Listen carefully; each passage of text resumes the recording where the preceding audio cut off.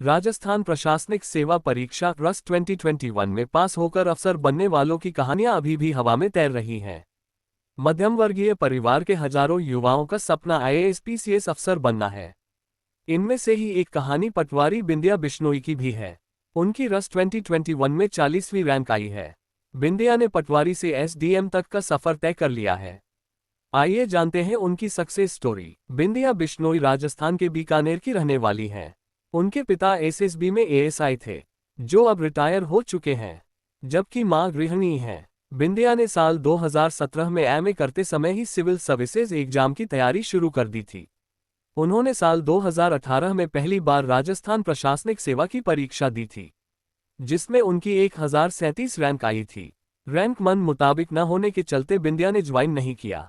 उन्होंने साल 2022 में राजस्थान पटवारी भर्ती परीक्षा और राजस्थान पुलिस सब इंस्पेक्टर भर्ती परीक्षा एक साथ पास कर ली थी।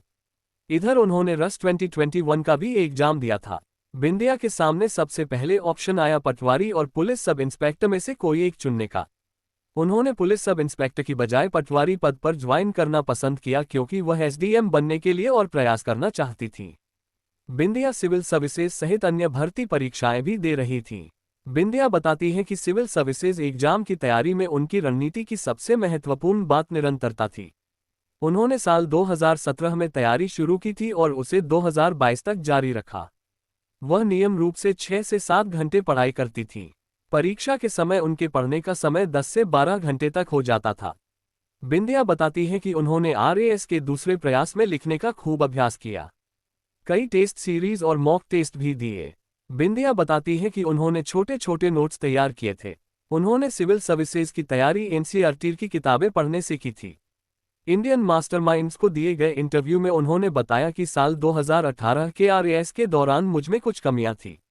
मेंस में उत्तर लिखने में अच्छा प्रदर्शन नहीं कर सकी थी, इसलिए दूसरे प्रयास में रणनीति बदली।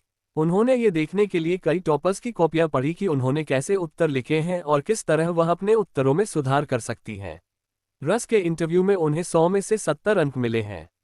वह एक कामकाजी महिला थी, इसलिए उनकी जॉब प्रोफाइल से जुड़े कई सवाल पूछे गए।